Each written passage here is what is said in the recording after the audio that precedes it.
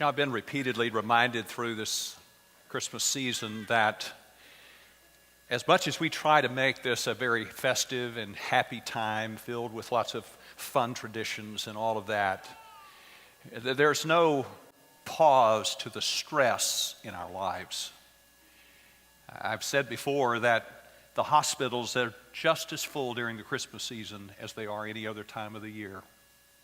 The fact is that funeral homes still have to plan funerals over the holidays, and divorce proceedings continue on, and financial troubles pile up even during the Christmas season. So there's plenty of stress for us to deal with in spite of the fact that we're talking so much about happiness and joy, and so where's the disconnect for us? And so tonight I wanted you to hear a story of the faithfulness of God and how, as we go through the stressful times of life, God can still be at work in a powerful way, and that we can still experience peace and joy even when we go through difficult times.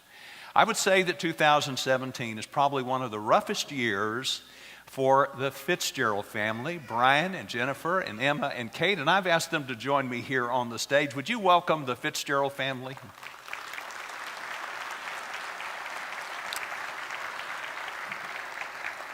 And I'm so thankful for them coming and allowing me just to spend a little time helping them and letting them tell their story. And first of all, I have to say that there's no greater Dallas Cowboy fan than this guy right here. And so if you see a little earpiece in his ear, he's listening to the Cowboys. But thank you for sacrificing tonight, Brian.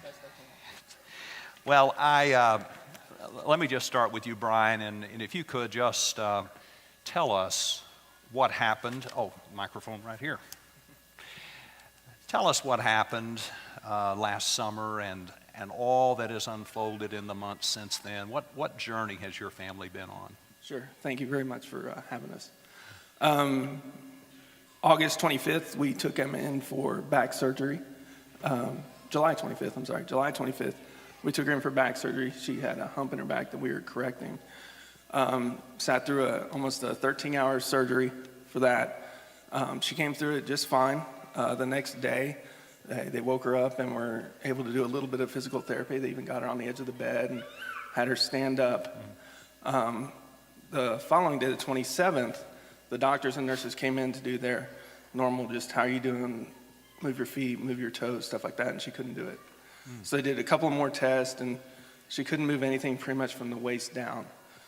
So they called her doctor in. He came up, looked her over, canceled his surgeries for the day. They rushed her to have an MRI real quick just to see what was going on. They could tell that the rods and pins that they'd put in her spine weren't causing the issue. So what they wanted to do was remove them so they could get a better look at the spine. So they had to undo everything. They had to undo everything that day, take everything out. Another surgery. The next day they did another MRI, was able to get a better picture. And what they discovered is she had what's called a spinal stroke or infarction. And in other words, there was a blood flow issue that from the lower lumbar down had pretty much paralyzed her. So we were in the ICU for probably a couple of weeks, did a little bit of physical therapy, but mainly just recovering.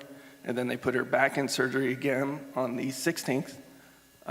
To, in a sense, put all the rods and screws back in because she couldn't really she couldn't move her back or anything because there was nothing supporting her, and because we still had to fix the back issue. So then over the next course of the month, she was in a room recovering, doing a little bit of physical therapy, still couldn't move anything below her waist, but she got good enough to where they could move her to the physical therapy floor. So we pretty much spent a month in the hospital before we moved to the physical therapy department of the hospital, which had a gym in the middle of the floor, and she could get out of bed, go to the gym. They started her on 1 hour a day, and then eventually 2 hours a day, then eventually 3 hours a day.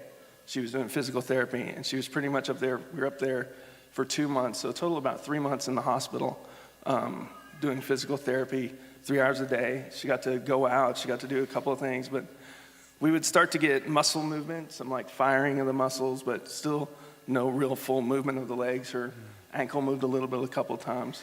Then finally, October 25th, we were able to go home. It's amazing. So you go in expecting to have surgery, serious surgery, but then maybe in a couple of weeks you get to go home. Yep. It turned into a 3-month hospital stay. Emma, you have been the star of this whole story. You've been an amazing testimony, and your strength and your positive attitude. But tell us a little bit about the hardest part of the recovery for you after the surgeries and just those 3 months of intensive recovery.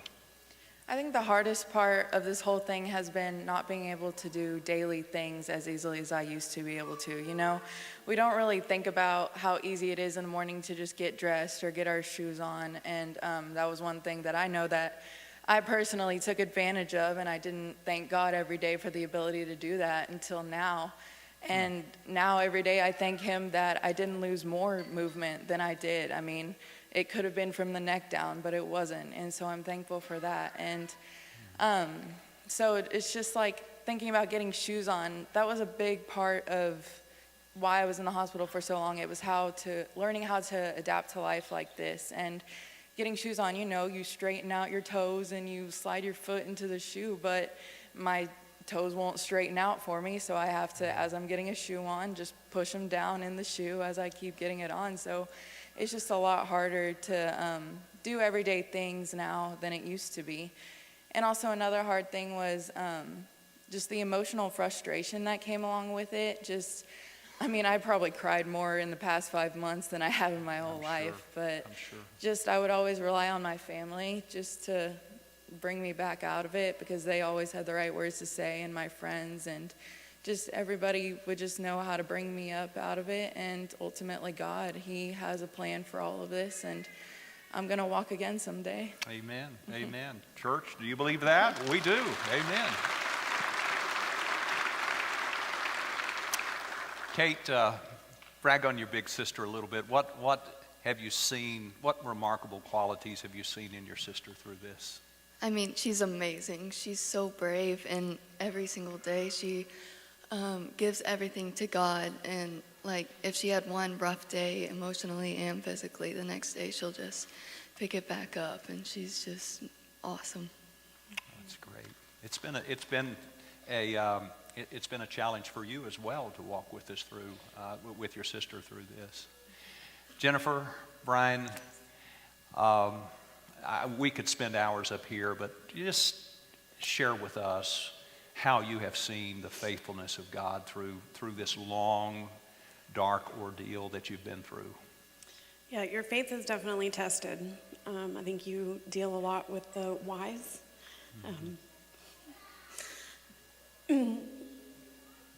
Why did this have to happen to my 16-year-old daughter? However,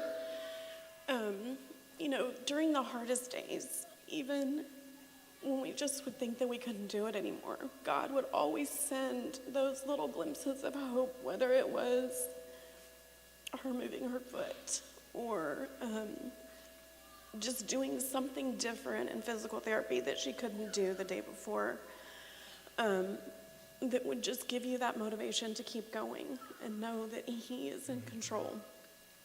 A dear friend of mine who lost her husband about a year ago, we often kind of rely on each other a little bit about dealing with hardships. And, she said to me, people will say to you, God never gives you anything more than you can handle. And her response to me to that was so beautiful. And she said, it's not that God is not going to give you anything more than what you can handle. It's that God is going to be there with you for what He gives you and what happens to you. Because He does give us hard things, and no one would ever choose this for your child. But He gives you the strength to be able to go on and find the joy every day in your life that you have, and just to keep going.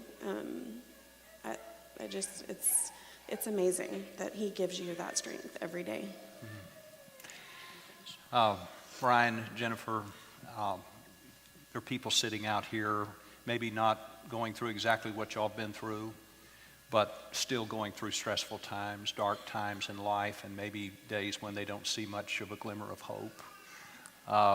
What encouragement would you give to us tonight as we all walk through different kinds of darkness and stressful times in life? What encouragement do you have for us?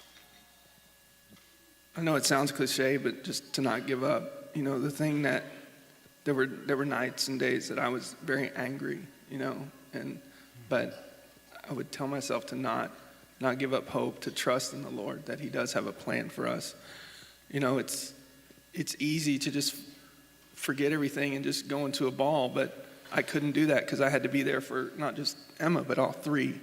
And I had to be there to support when they had bad days. But what also is like, trust your friends, trust your family, lean on them. Don't feel like you can do this alone. He's provided them also for you to lean on, you know, and to not ever lose hope that we know she's going to walk again someday. And we're always going to be there for her and praying. Praying. There was a night I drove from the hospital home, and I don't know how I got there. I just remember praying the whole way, nonstop. And, you know, without him, I know that we wouldn't have made it through this. So it's just, don't give up hope. Yeah, that's great. Well, thank you so much, Fitzgearld. I know this was a task for y'all to come and share this. You're not the kind of folks that like to just flaunt things. You're genuinely trusting God, and you've been a blessing to us. It's just been a joy to watch you follow the Lord through these ordeals. And Emma, we're believing God and trusting God for the day when you walk. You know, one of the things she said, the first thing she wanted to do when she got out of the hospital was what? Come to church, I think you said. You wanted to come to our student ministry here at church, so we're so thankful. Would you express your love and appreciation for this family?